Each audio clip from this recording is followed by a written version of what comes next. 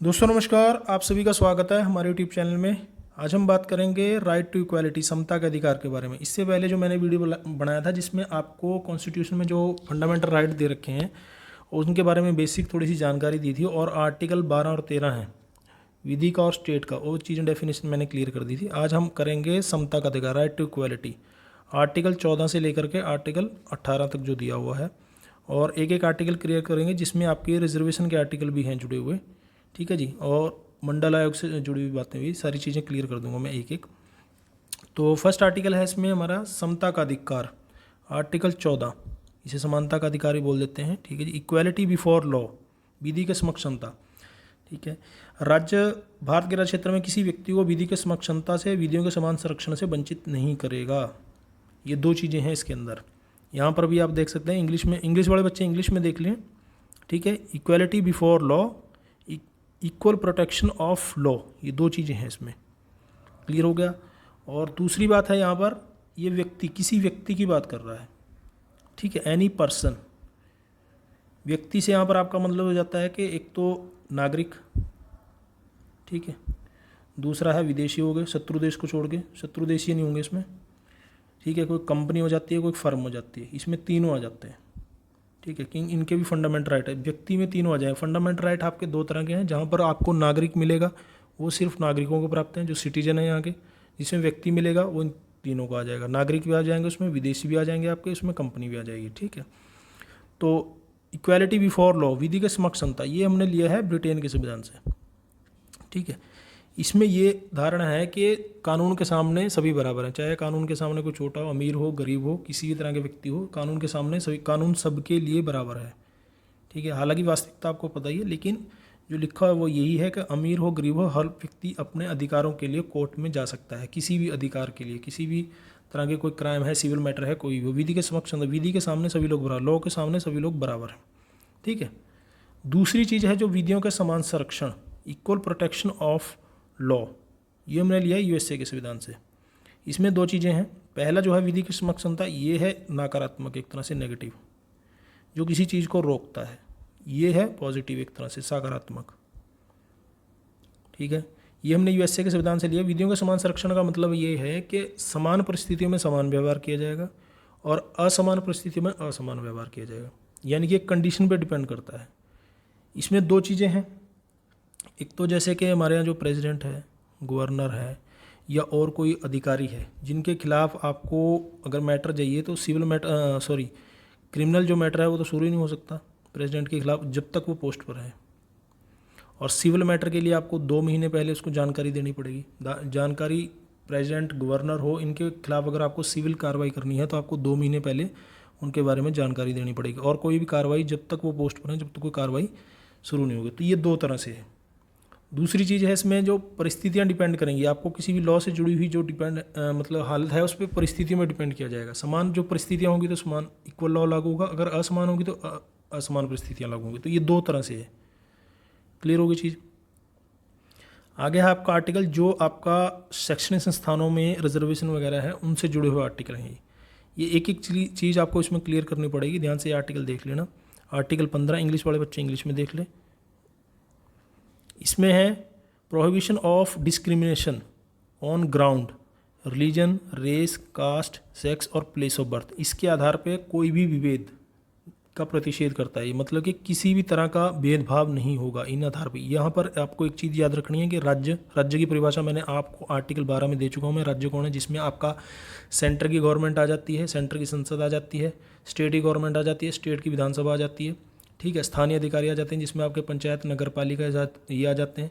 ठीक है, कोई भी किसी भी तरह के, जैसे LIC है, कोई कंपनी आ जाएगी, ONGC है, क्योंकि यहाँ पर मैं आपको बताया, यहाँ पर नागरिक लिखा हुआ है, यहाँ पर व्यक्ति नहीं है, ये सिर्फ सिटीजन को प्राप्त है। ये भारत के जो नागरिक हैं उनके लिए है ये आर्टिकल, ये समानता का जो आर्टिकल 15 है। यहाँ पर व्यक्ति नहीं है, ये चीज़ आपको क्लियर होनी चाहिए। जो मैंने यहाँ पर इंग्लिश में बताया आपको, धर्म के आधार पर कोई भेदभाव नहीं होगा, मूल वंश के आधार पर, रेसिज्म जो किस वंश से है, किस जाति से है, उसके आधार पर कोई भेदभाव नहीं होगा, लिंग, जेंडर के आधार पर कोई भेदभाव नहीं होगा, जन्म स्थान, कहाँ पर उसका जन्म हुआ है, ठीक है, इनमें से किसी के आधार पर भेदभाव नहीं करेगी। यानी कि अगर इससे अलग कोई चीज़ है तो उसके आधार पर भेदभाव हो सकता है। ये चीज़ भी आपको ध्यान रखनी है।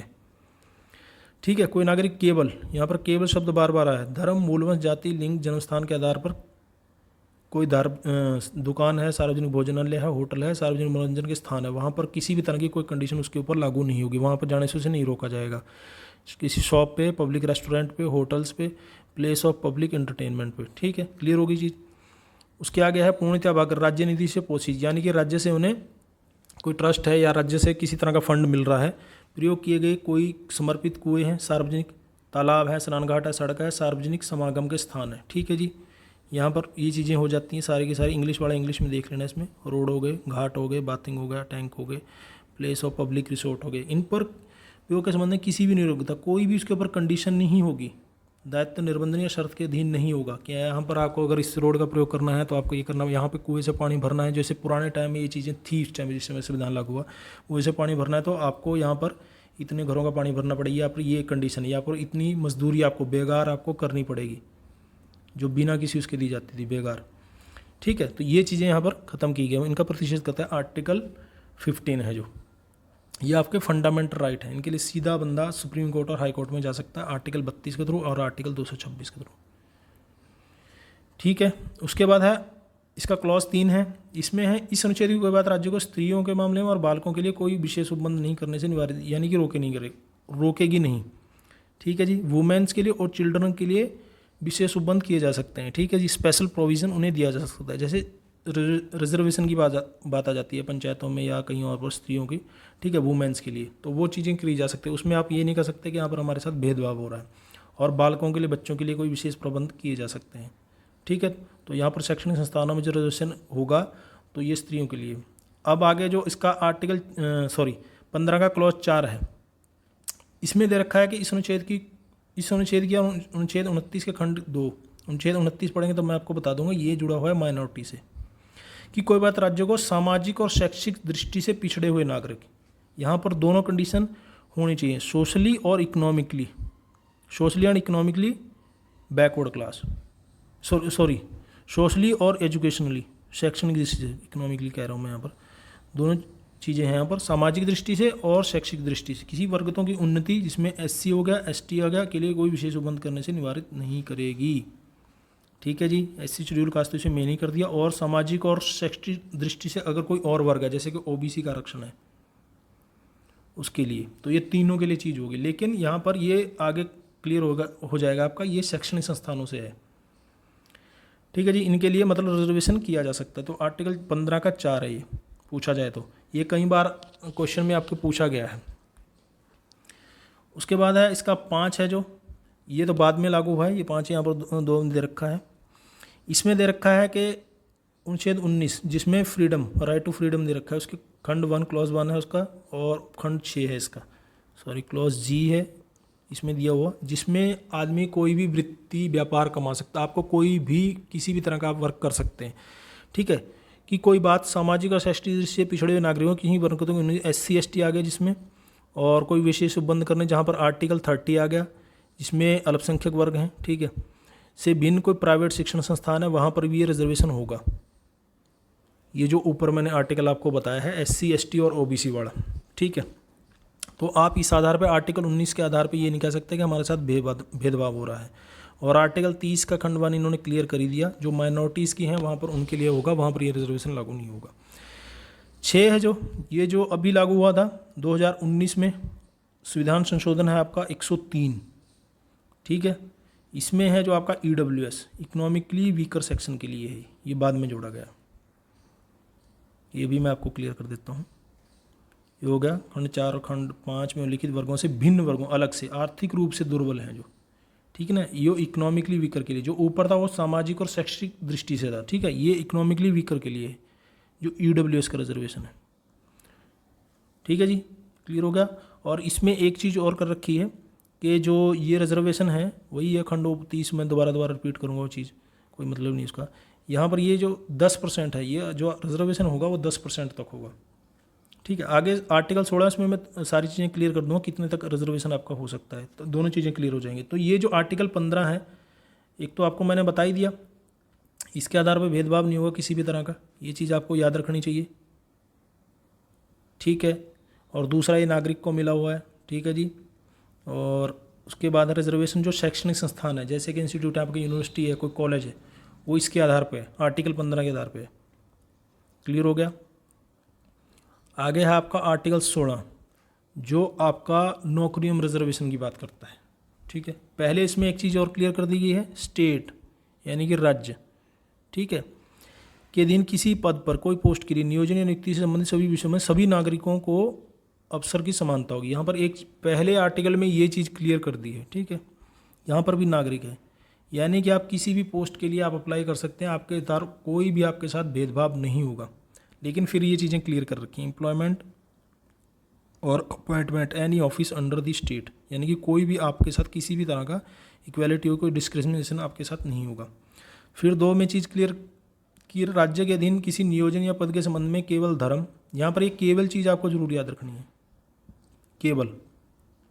ठीक है, यहाँ पर भी ये चीज़ देख सकते हो आप, only religion, race, caste, sex, descent, place of birth, residence और एनी। ठीक है, धर्म, मूलवंश, जाति, लिंग, उद्भव, जन्मस्थान, निवास। यहाँ पर निवास भी आ गया भाई, ऊपर वाले में निवास नहीं था, यानी कि निवास के आधार पर वहाँ पर शैक्षणिक संस्थानों में भेदभाव आप कर सकते हैं, यानी कि रिजर्वेशन के मामले में या किसी और मामले में।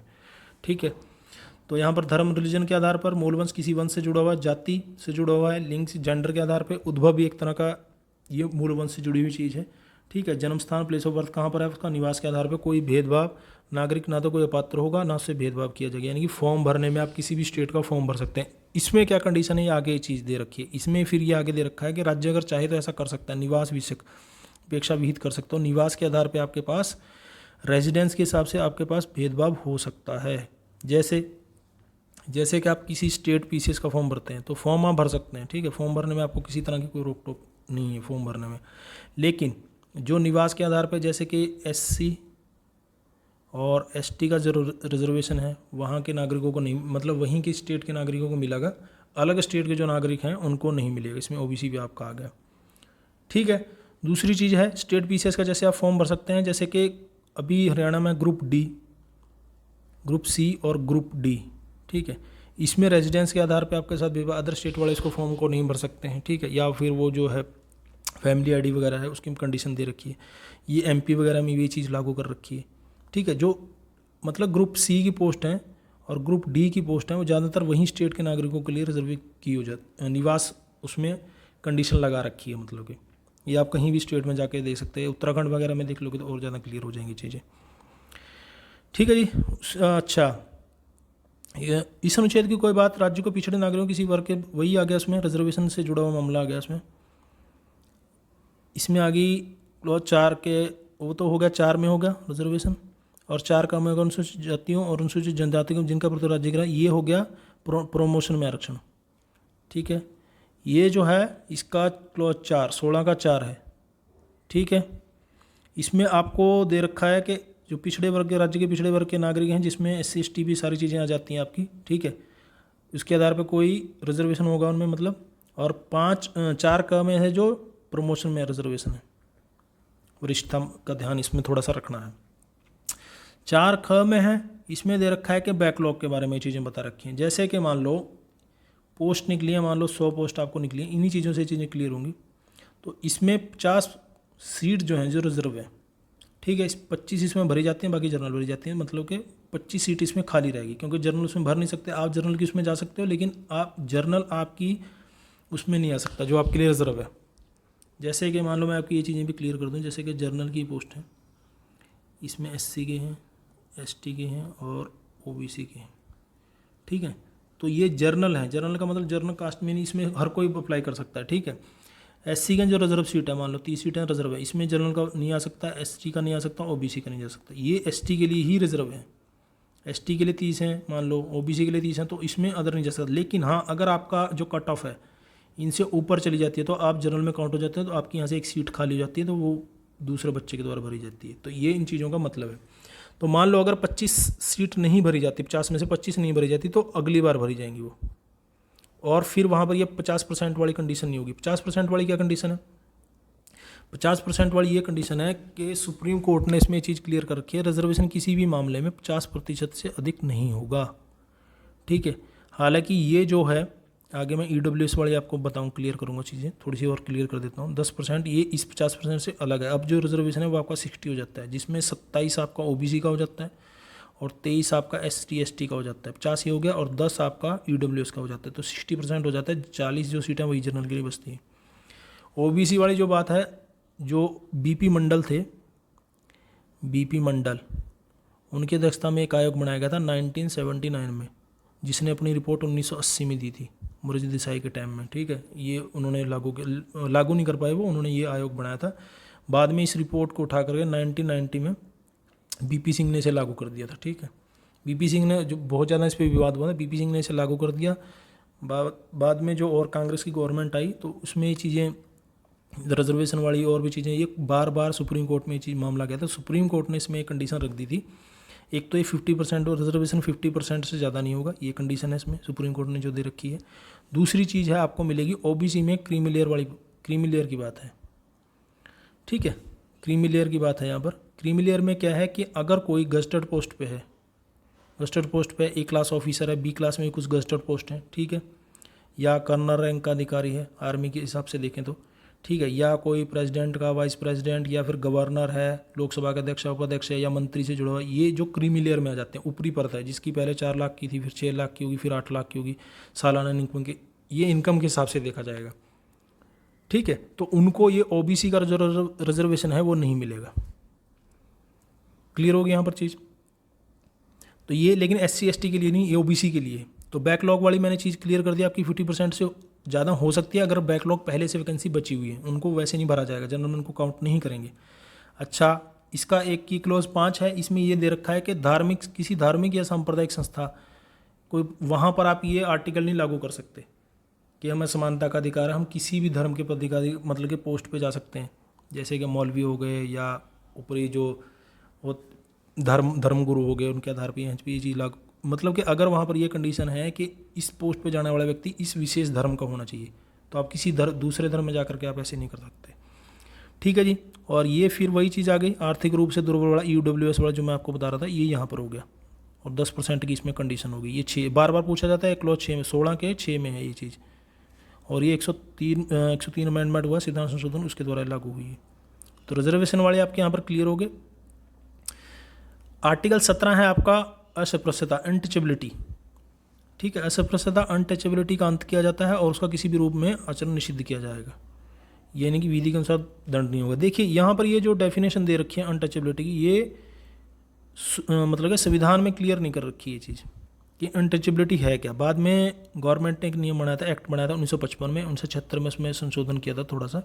ठीक है, उसमें ये चीज़ें कर रखी हैं और सुप्रीम कोर्ट ने भी बार बार जब केस गए इन चीज़ों को क्लियर किया। अनटचेबिलिटी है क्या, इसमें है किसी व्यक्ति को किसी वंश परंपरा के आधार पर, किसी धर्म के आधार पर या जाति के आधार पर आप किसी तरह का भेदभाव करते हैं या कोई जाति सूचक शब्द बोलते हैं या जाति के रूप में उसे अपमानित करते हैं, तो वो अनटचेबिलिटी है। या बेगार वाली जो मैंने जैसे बात करी थी कि आप इस धर्म के हो तो या इस कास्ट के हो तो आपको ये बेगार करनी पड़ेगी।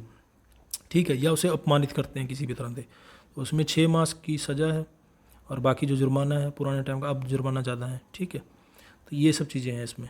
अनटचेबिलिटी किसी भी तरह से अंत किया जाता है उसका, और अगर ऐसा होता है तो आप सीधा अप्लाई कर, उसके लिए हालांकि लॉ बना दिया है लेकिन सुप्रीम कोर्ट या हाई कोर्ट में सीधा जा सकते हैं। उसके बाद है टाइटल, एबोलिशन ऑफ टाइटल, उपाधियाँ हैं जो पोस्ट पहले दी जाती थी। ठीक है, राज्य, सेना या विद्या संबंधी, या तो अब विद्या संबंधी दे सकते हैं, ठीक है, एजुकेशन से जुड़ी हुई उपाधियाँ जैसे डॉक्टर की, डीलिट की, ये चीज़ें मिलती हैं, या फिर कर्नल, जर्नल, ये सब पोस्ट में ये उपाधि दे सकते हैं, बाकी इसके अलावा कुछ नहीं होगा। पहले टाइम में जैसे कि अंग्रेजों के टाइम मिल जाती थी राय बहादुर, आपने देखा होगा, या सर की उपाधि दी जाती थी, या राजा की उपाधि दी जाती थी, ये चीज़ें नहीं होगी अब। ऐसा स्टेट ऐसा कोई भी वो नहीं करेगा, कैसी कोई भी उपाधि ऐसी तरह की नहीं देगा, या तो शिक्षा से जुड़ी हुई होंगी या सेना से जुड़ी होंगी, बाकी इसके अलावा कोई टाइटल नहीं दिया जाएगा। और कोई भी भारत का नागरिक विदेशी राज्य से कोई उपाधि स्वीकार नहीं करेगा किसी भी तरह की। अगर कोई जो ऐसी पोस्ट पे है जो इंडिया में है लेकिन भारत का नागरिक नहीं है, तो उसको अगर कोई उपाधि ग्रहण करनी है किसी दूसरे देश से तो राष्ट्रपति की परमिशन लेनी पड़ेगी। और राज्य का भी अगर कोई पोस्ट पे किसी अदर स्टेट से किसी तरह की पोस्ट लेता है, उपाधि लेता है किसी तरह की, तो उससे भी राष्ट्रपति को बताना पड़ेगा। इसमें ये चीज़ें आपकी क्लियर हो जाती हैं, किसी भी तरह की उपाधि। अच्छा, इसमें एक चीज़ और है, जैसे कि हमारे ये पद्म भूषण, पद्मश्री, ठीक है, ये जो दिए जाते हैं अवार्ड एक तरह से, तो इसको लेकर के विवाद हुआ था। इसमें सुप्रीम कोर्ट ने जो कंडीशन दी है कि ये टाइटल के रूप में नहीं है, इसे उपाधि के रूप में आप नहीं ले सकते, एक तरह से सम्मान है। दूसरी चीज़ ये है कि इनके आप जैसे कि डॉक्टर लगा देते हैं, आगे डॉक्टर फलाना फलाना नाम दे देते हैं, तो इसे आप टाइटल के रूप में प्रयोग नहीं कर सकते, ठीक है, कि पद्म पुरस्कार फलाना, ये आगे नाम नहीं ले सकते, ना ही उसके पीछे नाम के लगा सकते, ना ही आगे लगा सकते, हालांकि नीचे लिखा होता है, लेकिन ऐसे पद्म पुरस्कार आप नहीं लगा सकते, आप टाइटल के रूप में, उपाधि के रूप में नहीं यूज़ कर सकते। तो ये चीज़ें यहाँ पर क्लियर होगी आपकी। तो आर्टिकल 4 को 4 मैंने करा दिया। अगले जो वीडियो है उसमें आर्टिकल राइट टू फ्रीडम करेंगे, स्वतंत्रता का अधिकार। आपको ये वीडियो कैसा लगा कमेंट बॉक्स में ज़रूर बताना। और वैसे मैंने एक एक चीज़ क्लियर कर दी है, कोई और भी चीज़ रहेगी हो या आपको कोई कमी पेशी हो तो कमेंट बॉक्स में ज़रूर लिखना, ठीक है जी। और बाकी देखने और सुनने के लिए धन्यवाद। जय हिंद, जय भारत, वंदे मातरम।